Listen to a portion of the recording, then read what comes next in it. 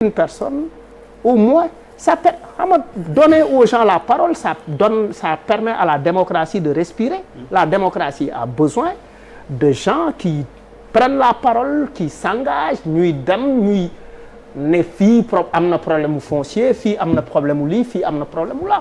Et je pense que ak lu ci munti doon pour man am na foo xamante ne waruñu fa egg ak ñenn ñi. Parce que en fait si on n'a pas ces gens-là.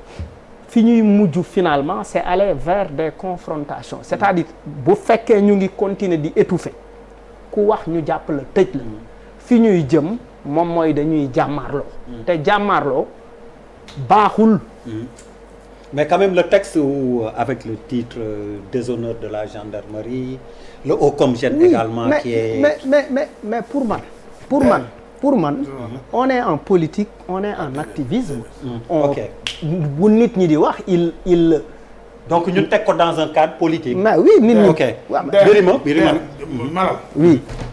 Chaque àjjuma nga toog fi wax loo xalaat. mais yaa ngi respecté la loi kenn jàpp la. Oui. Chaque àjjuma fii réew mi ku ne yaa ngi wax li nga xalaat. Qu'est-ce qu'il a dit? waaw même rek waxuma lu mu wax. mais damay la dañoo nekkuñu ci benn jungle dañoo ne ci benn république boo xam ni dañoo définir ku nekk booy def. dañ ko encadré. booy marche nii nga war a def booy kii nii nga war a def booy wax lii nga war a wax booy kii naa nga war a amul kenn ku ñu may ci réew mi nga def la neex waxtu la neexee waxtu la neex waxtu la. mais jamono ji jékkiwuñu rek mu metti ci activiste yëpp tamit booy seet. waaw mais Simon est-ce que ñi jàpp est-ce que bu mettee ci ñoom waaw est-ce que am na kenn ku ci jàpp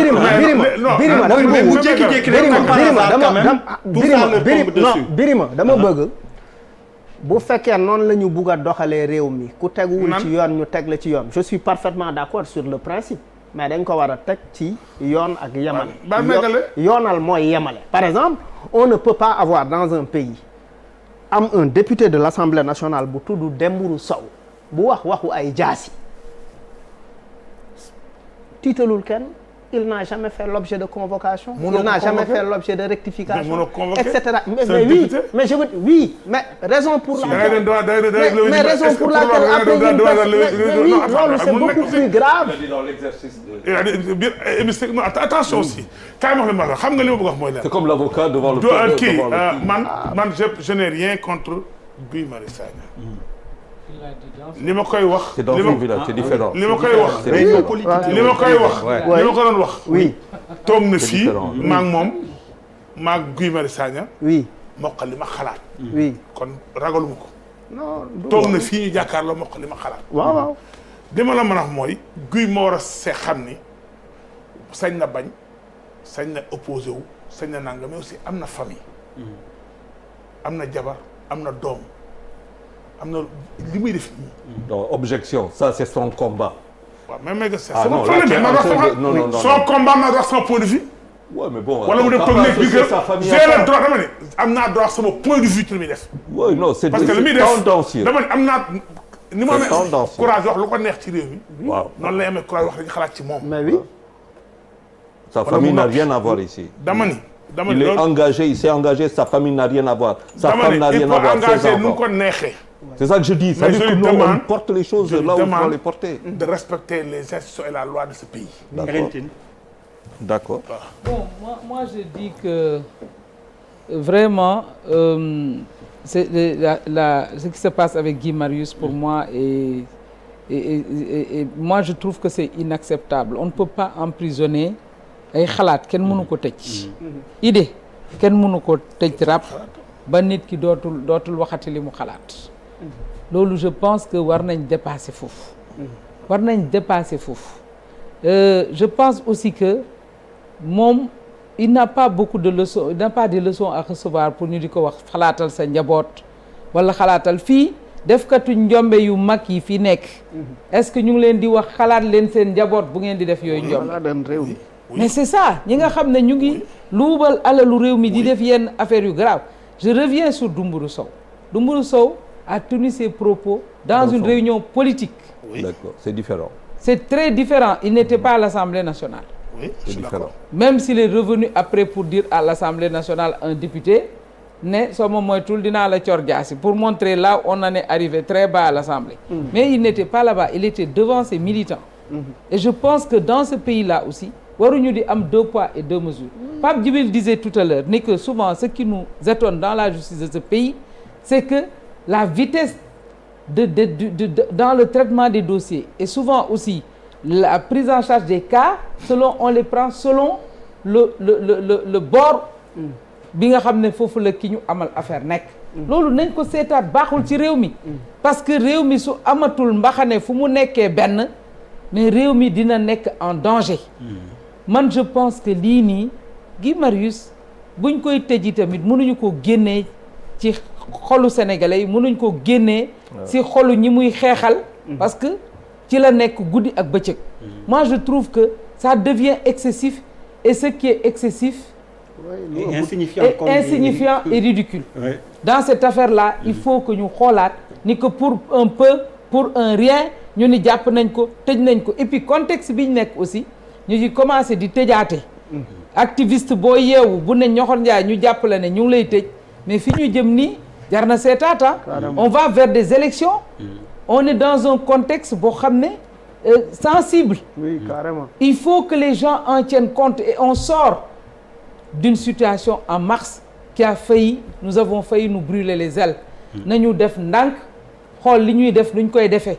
mais nit koo xam ne man lii Guy Marius man dama dul wax rek mais li muy def nii di dem ci ay situation yoo xam ne dañu atte ñàkk ay population li mu doon doxi ay hectares de terre yu ñu jëlal ay communauté ci nga dëkk. man ci lay yendu ci lay xëy ci lay gontu dama dul wax ak xëj na di def yenn yi mais ci laa dëkk. c'est bien mais amoo problème. non dëglul ci laa dëkk. mais amoo problème. non dama lay wax ne. pour dire que li muy xeex c'est légitime. nous avons opté pour rester à côté des populations. nous avons opté pour que li ñu waxante woon en 2012. avec ces populations là. ñu dem ci ba jeex ñeneen dinañ opté pour ne. lu nguur gi bëgg ak lu mu wax rek. nañ ko faral mais nañu bàyyi ku ne mu def la nga xam ne. foofu mu ne ca la mu nekk nga wax ji nee nga non même. non non nee nga ci nga dëkk xoolal Birima da ngay tontu même amoo ma tontu yow amoo ma tontu. Birima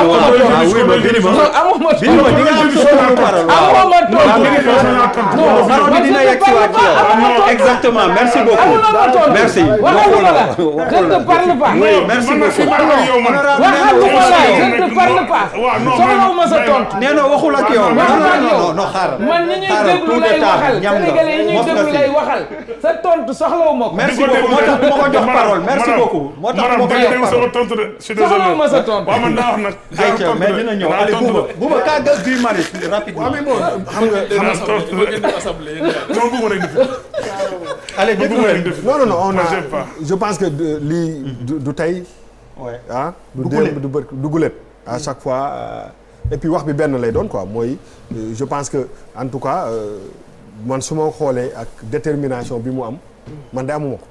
wax fa dëgg yàlla parce que c'est quand même quelqu'un boo xam ne li mu ñemee encaissé boo nekkul ci yoon bu dëggu ci yow doo ko def quoi donc je pense que quelqu'un comme Guy Marius Sagna dafa am importance ci ni réew mi di doxee te loolu il faut que ñëpp accepter ko il faut ñu accepter ko maintenant il faut que nguur aussi boo ko yoree nga xam que ni des fois am na ñoo xam ne seen façon de faire Hélène Tine mii day dem peut-être def loolu li muy def lay def mais kii peut-être seen style bokkul mais en fait le combat reste le même et je pense que il faut quand même ñu dépasser stade bi quoi et je pense que réew am na fu muy toll foo xam ne il faut que aussi état mu xaw a jël recul tuuti bañ a affaire bi bañ a nuru benn chasse boo xam ne dañuy jël gars yi rek di jël ci kaso bi quoi je pense que il faut quand même ñu bàyyi ko mu ñibbi këram voilà. boo xoolee photo bi tu vois tout le respect. voilà Charles. tu vois tout le xoolal boo xoolee photo bi. les hommes de loi nga xool homme de loi bu nekk gannaawam amul tentative d'étranglement amul rien. dañ koy jéem a immobiliser cette photo elle veut tout dire. ça veut dire que à la limite le respect naît de ça. ayca. wax nga lépp non Charles da nga li nga wax. j'ai pas fini. allez vas-y pourtant yéen très souvent vous dites l'essentiel mais après ayca bismillah. non ce que tu as dit était déjà magnifique Charles bu doon nañ jàll ci leneen. waaw ba pare et puis bu tëj di jóg wax leen ñu jógee fi 4 heures du matin amul benn problème Pape Djibril. Ça veut dire pareillement. On doit parler des bâtiments qui s'effondrent. Non, il va venir. Les bâtiments qui s'effondrent, ça date pas d'aujourd'hui. Photo bi sànq boo ko mais ça tue des gens. Ça veut dire on peut s'arrêter sur cette photo et ça veut tout dire. Beneen c'est une analyse. nga xool le policier qui est derrière. Moi j'ai vu des photos comme ça, étranglement lan lay def jéem la kii lii amu fi. C'est pour te donner un signal très fort par rapport à cette image. Deuxième chose, c'est que Guy Marius Sagna est une thérapie de notre démocratie. Carrément. Mais nit man je ne comprends pas ñun c'est-à-dire la troisième chose lu ñuy ñëw fii les gens en prison dafa metti dafa gaaw. Quatrième chose. C'est-à-dire waaw je m'en arrête là. Toi vous êtes sur ton portable là passe ton temps. Quatrième chose. Charles tu as la troisième chose. Quatrième chose. Papa Charles il a raison. Quatrième chose. waaw yow parce que sa portable nga téye di xool rek. yéen ñaar seen portable rek. Bon léegi yow tu veux que ce que je dis à vieux le réalisateur ba koy wax ñëpp di ko dégg. non. ah voilà comme dañu nekk penc kañ nee na dañu bàcc yëpp am na yoo xam ne moo ko waxee nga dégg ko moom émission yëpp. alors Der man par rapport ak Guy Marius Sagna surtout problème spécifique bi tax ñu jàpp ko muy Kolda la nekkoon ci benn marche bu ñu doon organiser ci affaire foncier la woon. li honorable wax léegi moom moo am président de la république wax na ko notaire yi wax nañ ko mooy bi muy dalal notaire yi. coowal suuf il faut que ñu régler ko Sénégal population autochtone yi nga xamante ni seen dëkk lañ leen di fekk am nañu def seen suuf loolu ñëpp la naqari ñëpp a ngi ciy teg seen bët aussi lu ne fàng la kenn du ko jeex. c'est une triste réalité. et que day nekk population yoo xamante ni dañuy dem bay dévaler la pente amuñu interlocuteur kenn déggu leen kenn dégluwu leen gisuñu maire bi dëkk bi. xëy na sax jàpp nañ ne maire bi dafa nekk au box des accusés ba njombe boobu am gisuñu député bu leen censé représenter yaa ngi dégg Guy Marius Sagna moo fi sës.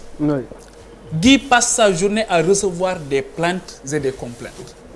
yaakaar naa sax léegi am na benn place boo xamante ni fa lay dalal nit ñi. di leen louer ñuy def seen xaw ma da leen koy louer xaw ma dañuy contribuer pour ñu ñu def conférence de presse wala def grève de la faim. yow lay wax nii. waaw non siège u frappe bi. mais mur de lamentation la. lu xaw ma pour ñu fay. non mais peut-être que dañuy bu ñu ñëwee nañ contribuer. pour ñu jëndal leen ndox ak yooyu. waaw ndax am na courant ndox ak yooyu. li ma bëgg a wax rek mooy. non vous êtes en train de dire qu'il en fait un fonds de commerce. non pas du tout Charles waxuñu loolu. mais que c'est devenu structurel. moi j'ai le droit d'avoir une perception loolu tax Charles on l'a pas dit. c'est un chahutant quand même. non précise.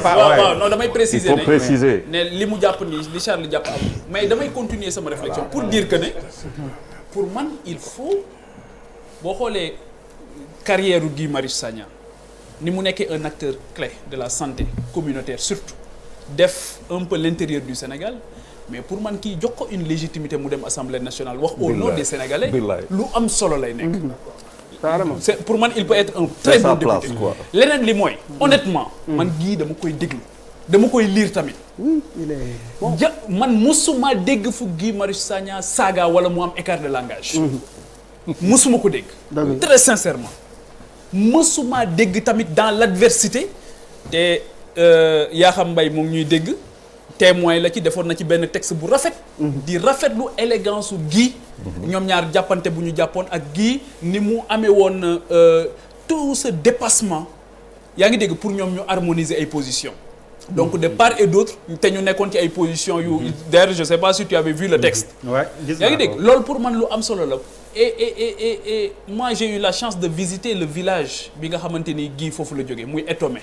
ci Casamance. mais très sincèrement je comprends son combat le sens de son combat. je comprends aussi li nga xamante ni mooy dans le cadre de son métier. ni mu gisee par exemple la santé te da ciy wax très souvent avec des chiffres c'est documenté il fait un travail de documentation extraordinaire. pour man loolu yëpp dama koy saluer.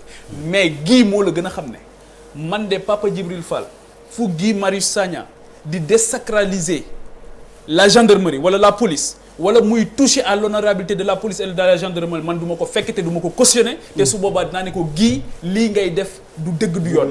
on peut avoir dans la police te on parlera de Cheikh Niass tout à l'heure on peut avoir dans la police comme dans la gendarmerie des pratiques non orthodoxes ça existe dans toutes les polices du monde dans toutes les gendarmeries du monde waaye ñun sunu police ak sunu gendarmerie yàlla xam na ne il faut un travail remarquable et le plus souvent avec des moyens yoo xamante ni par rapport à ce qui se passe ailleurs ay jàmbaar dëgg la on revient de Touba mais da ngay romb policier sa yaram daw il faisait un travail incroyable ñaata yoon la ñu fanaan ci ila Touba bi ay temps donc li ma bëgg a wax mooy ñun duñu nangu qu'on jette en pâture qu'on jette en pâture toute une corporation aussi bien la police que la gendarmerie ñun ñoo ko moom ñun ñoo leen war a protéger on demande pour eux beaucoup plus de moyens on demande et c'est là où la justice elle est intéressante que la justice aussi puisse sévir à chaque fois qu'un policier transgresse les lois. Allez, Papis Diaw. Ou un gendarme. Sur Guy Marius. Mais très rapidement, le premier constat... ñu dem ci bâtiment yi. Waaw, le premier constat, c'est qu'il faut dire que c'est quelqu'un qui a le courage de ses idées. Il est très courageux. Parce que prison moom ñoom dañuy war a dem wuyu sax di seen defal ça veut dire personne man ak ñu si bëri ñoo si yem dañ ñemewuñu ko mais moom il en fait à la limite au prorata de son courage quoi. Il faut saluer ce courage benn mais daf may inspiré en regardant ce qui se passe dans les autres pays si li tax ñu tënk la tere la nga libre ou pas dama ne autant le Sénégal est un pays très démocratique pour man où il y a la démocratie autant suñu organisation judiciaire war nañu am ay flexibilité quelque part si téye nit parce que damay exemple yi may joxe bari na wala enfin je vais pas être long dans d'autres pays qui se présentent comme des pays de démocratie mais dafa am sax ce qu'on appelle les juges de liberté c'est-à-dire pour ñu tënk la ñu téye la nga bañ a ci dem day nekk la détention est l'exception la liberté mooy principe parce que dama je regarde par exemple dans un documentaire sur les faits quelqu'un mu def ñu jàppee ko sax quantité de drogue bu ndaw wala yenn affaires yi on l'amène à la gendarmerie garde à vue le lendemain ñu bàyyi ko mu dem ne ko tu seras convoqué par le juge dañ koy bàyyi mu dem et il peut retourner en prison mais on lui laisse le temps de repartir sous contrôle après il revient le juge va apprécier après est-ce qu'il doit le condamner ou pas donc je pense qu'il y a certains actes il y a vraiment certains actes yoo xamante ne mën nañu aller dans ce sens c'est-à-dire un activiste qu'il ait raison ou pas tout ce que tu veux nous sommes dans une réalité de démocratie il faut qu'il y ait quand même l'expression plurielle des choses qui sont aux antipodes des intérêts du régime en place c'est une cohérence loolu mënoo ko boo ko bañee tey di nga ko amal suba parce que ça va avec la vie man li may inspiré ci lii en saluant le courage de Guy qu'il soit excessif ou tout ce que tu veux qu'on puisse en prendre un exemple wala benn orientation pour alléger téye nit yi ba nga xamante ne bon xëy na parfois mën na ñàkk moi c'est l'inspiration que ça me fait avoir. alors merci Boubacar dañu ko ci sa patience li ñu doon wax xam naa bëggoo ci woon